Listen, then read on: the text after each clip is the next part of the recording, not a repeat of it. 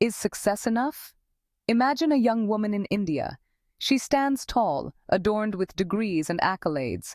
Her career soars, breaking glass ceilings. Yet a single question hangs heavy in the air, whispered in hushed tones and knowing glances. But when will she marry and have children?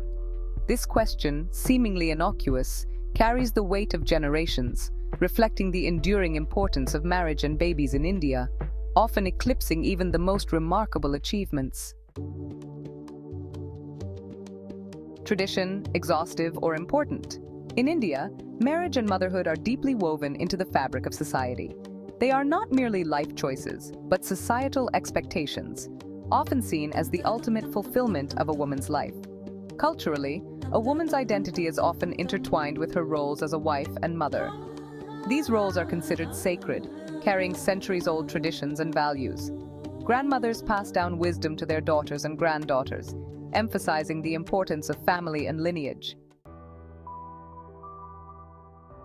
But now, there is a rise of the career-oriented woman.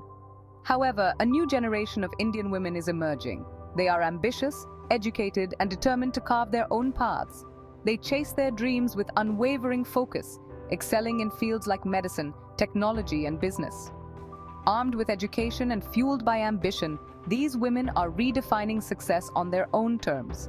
They are challenging the traditional narrative, proving that their worth extends far beyond the roles of wife and mother. But still, there are some unseen scars when success feels like failure. Yet the conflict between tradition and ambition can be emotionally taxing for many women. They find themselves torn between societal expectations and personal aspirations. Imagine being supported all your life, to study, to get a job and buy your own house. But one day your mother calls to remind you that everything else and marriage are two different things. It's a subtle but stinging reminder that even though we live in a world of Beti Bachao, even if we are supported, we are still expected to excel in the stereotypical womanly way. There are days when a woman is expected to be pitch perfect.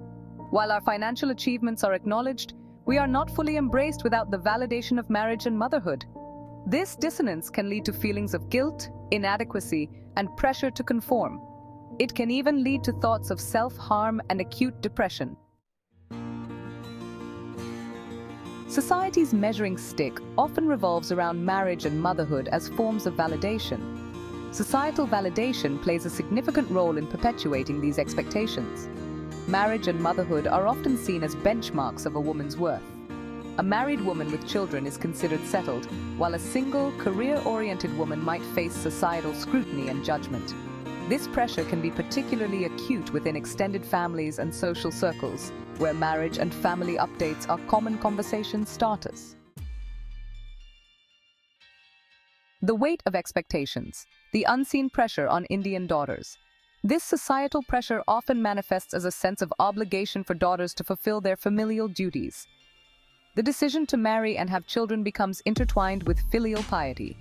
Daughters are raised with a deep sense of responsibility towards their families, often prioritizing their needs above their own, to the point where women have to spend a large chunk of their adulthood just unlearning the people-pleasing behavior. Most just give up and settle for the least friction path. Settling, marrying, saying yes, and letting things happen to them. Instead of being an actively present person, they become detached to their reality and end up becoming unsatisfied, frustrated, and annoyed old women, who further push the same pain onto the next generation of women, in order to have someone feel their pain with them. This creates an environment where personal choices are overshadowed by societal and familial expectations.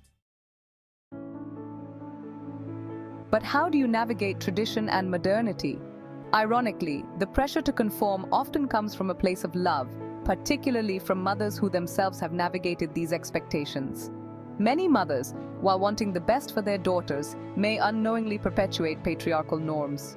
They may encourage marriage and motherhood not out of malice, but out of a genuine desire to see their daughters happy and accepted within the framework they know best.